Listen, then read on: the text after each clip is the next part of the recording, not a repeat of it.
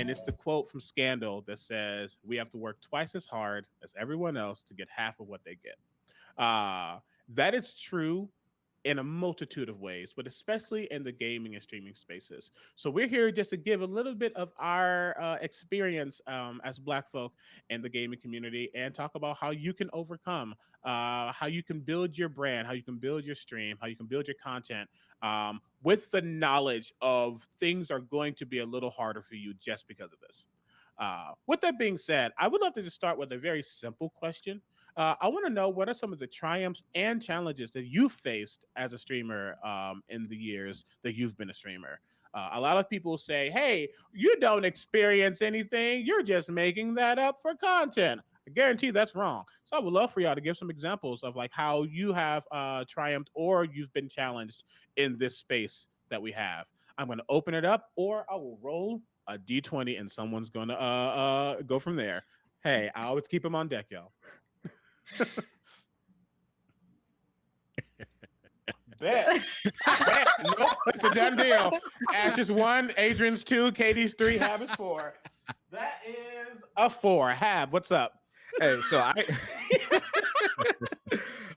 that was great. But I think the best triumph, honestly, at the end of the day, is perseverance. All of us are still here. There have been so many things that happened over, at least during the pandemic, with the hate raids and just all the nastiness that people bring to Twitch and streaming in general. So I think just getting through it and forging that community, that strong fortress around you, and being able to still do what you do and smile and have a good time, I think that's the best triumph of all.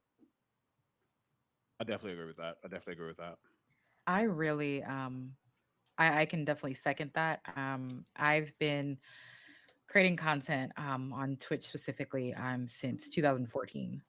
I've been around for a pretty long time, needless to say, and just the landscape. Even though it's we still have much more work to do. We've made a lot of strides. And when I say we, I mean like our demographic. You know what I'm saying? So I think that like Hab said, just us still being here and persevering and achieving, whatever that may look like, obviously, because success is ultimately subjective.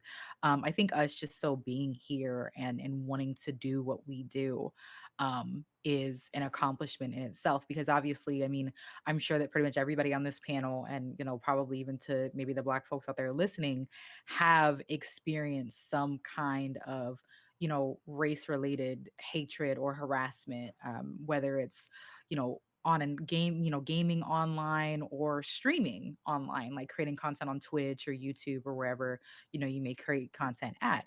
And then when you add in the intersections of it, how, we may be of an additional marginalized identity, queer or gender based or anything like that, that adds an entirely additional layer. So it's like many of us are getting it from multiple different directions. So I think just the fact that we're able to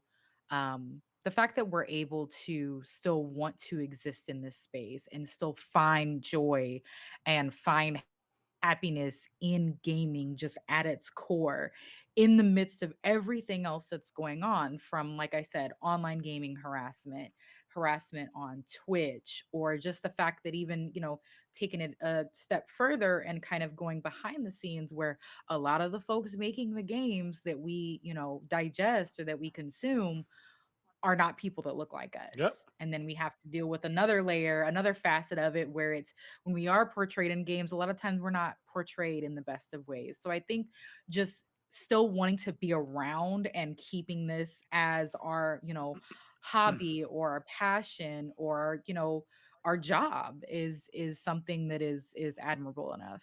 You said something that a lot of people don't like to admit, but it's so true. And if you can recognize this and other things in this area, then things are definitely going to be easier for you. This gaming space and streaming space was not made for us. It wasn't. There's a reason why every default character you see is a person of no color. It was not made with you in mind. You are the afterthought. And that's just the realest truth. Doesn't mean you can't enjoy it in any way, shape, or form, but it means that you need to go into it with that mindset and be able to still enjoy it despite. because society is just what it is. And if you can get through that and really still enjoy and really still thrive and succeed in this space, you are triumphing in ways that people didn't expect, and that's a blessing in itself. So I mean, it's real. It's real because sometimes it's hard. Sometimes it's hard to, like, you get so excited about a new game or you get excited about a new piece of media, and you look at it and go, okay, there's the same old, same old. It's like you don't feel that joy anymore. So if you can still find that joy and look for ways to create that joy for yourself, you're good. Um, I can't tell you all enough how excited I get when I'm doing like a game that has character creation and they have a hair type that matches my own. Like that to Say me, that. yeah, it's like such a bit like it's such a like you think it's like a small thing, but then until you experience that I'm not there, and then you really, like, put to because as a kid playing video games, you never really think about that, like, you're just like, "Oh, I'm just gonna pick the one that I like," but then when you actually have something to choose that is more closely related to you, it makes a impact because then you can actually, like, emotionally connect with the character and feel like, "Oh, I matter in this space." So that is the reason one of my top 5 games of all time is Grand Theft Auto San Andreas. Amen. The amount of mhm. blackness in that game is like unapologetic, and we all know what that game is. And but like seriously, like you could just make something that looked like you could just be in Yeah, a space that you knew very, very well. I mean, obviously it has its problems, every game does, but it was just like, dang, I don't gotta be Mr. Porcelain anymore. I can actually have some melanin. yeah. Bet, Or bet. like if I hear a game that has some kind of Afro-Caribbean central vibes, I'm like, "Oh, snap." Like there's people like me who play these games and make these games and like we're here. We're here. I think the important thing too for mentioning successes and celebrating them and also the trials you face along the way is making sure that it's normalizing us. It's normalizing us not only in the games but also in the space. And there was a quote that said, "If you're not practicing your values when they're being tested, then they're not values; they're hobbies." So it's Mm. important to have people who are alongside you who back up the idea of you being there. So, for example, I'll put this on the ether. I was on GameStop TV, and I speak a certain way where I mix in everything. I normalize my speech, and then I add my slang in between. And someone actually posted an email to complaint to corporate saying, "I think Adrian uses way too much slang because the TV is broadcast across 5,000 stores." And this is where my producers at the crossroads. What are you going to do about this? And the response was, I responded to the email and said, "Sorry, get over it," and then deleted it. Keep being you, keep doing you. And that made me happy that that was an action. It wasn't a conversation of, well, maybe we should try to do is there should be no maybe we should try to do this. If you hire someone, the expectation is I hired you to be you at all times. So when you're displayed, you can unapologetically be yourself. And that made me happy. So that was also a trial because I you hate hearing that, right? Like, all right, don't be like that. But it feels good to have someone say, keep being you because that's what we want. We need more people to say, we want you in our space to be you the entire time, not a version of you.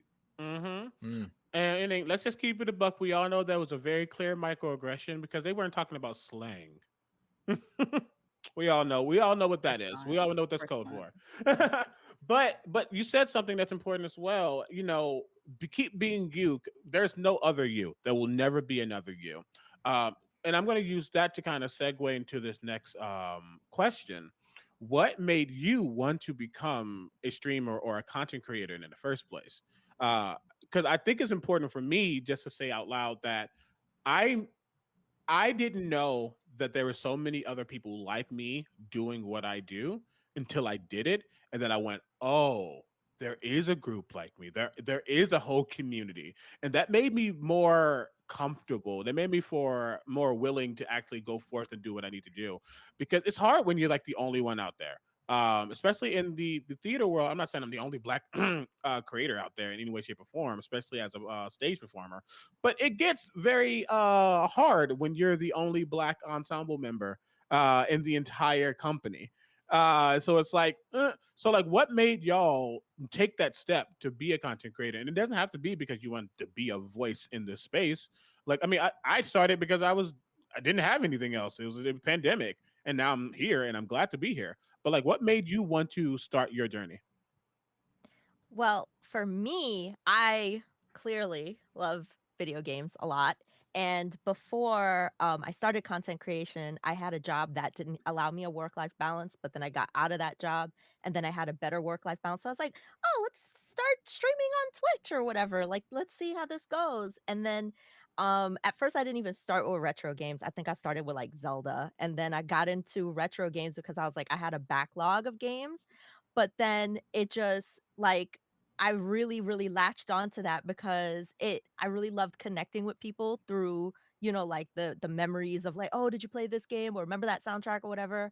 But then it kinda slowly evolved as my channel started to pick up speed, and then I started working with people, and it became more of a profession, and then, like, it started to turn into a business because people would start reaching out for, like, deals or whatever, and then, like, eventually when I, like, applied for partner and got it and then ambassador, like, the cool thing was, like, being a part of, like, things that Twitch did, because there was one time where I did, like, a panel, and then somebody DM'd me and reached out to me and was like, "Ash, like, it's I'm so glad that you did that panel and said some of the things that you said because it's hard to find a woman, and especially a woman of color in this space, and you inspire me to do X, Y, and Z on my own terms. Because like, you never like, I always think about it like, you never know who you inspire to do what, so I keep that at the forefront of my brain all the time, Hmm. even when I tweet, when I post on TikTok, when I do anything. And like, I always think to myself, like, if I was a kid and I saw somebody doing something like this, like, what would that mean to me? Like, would I feel like I could do this? Like, you never know who you can inspire. So then that's kind of what kept me going. Like, it was like, I love doing this. I put my whole heart into it. But then now what's the next step? What keeps me going? And then, sharing and showing people that we belong and we can do this and do it at a high level and be very, very, very like successful at it is why I keep going. No, So that's for real. me, oh, No, go ahead. oh, No, oh, okay. mhm. Um, I, so, like I said, I've been gaming, since I was 5 for pretty much as long as I can remember for the most part. And I I was in college when I, started streaming on Twitch. And like I said, I've been streaming since 2014. So it's been a really, really long time. And honestly, back then, there were not a lot of us around. There just weren't. Like, I mean, obviously, let let them tell it now. There's hardly any of us. When in reality, there's a significant amount. People still treat us like unicorns, unfortunately. But back then, uh, we really were.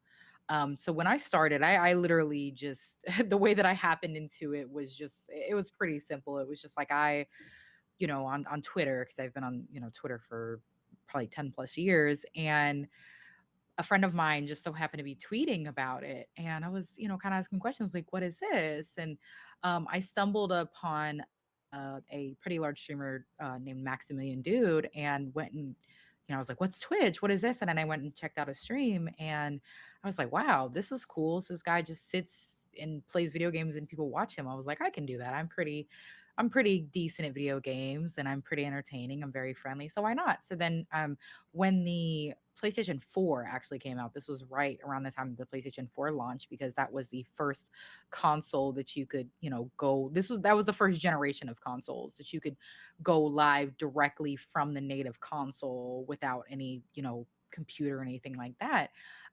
So right after that came out, I was like, okay, I'm gonna try to stream. And so I just streamed Infamous Second Son. That was my first stream ever. And Yes. um Sorry, I love that game.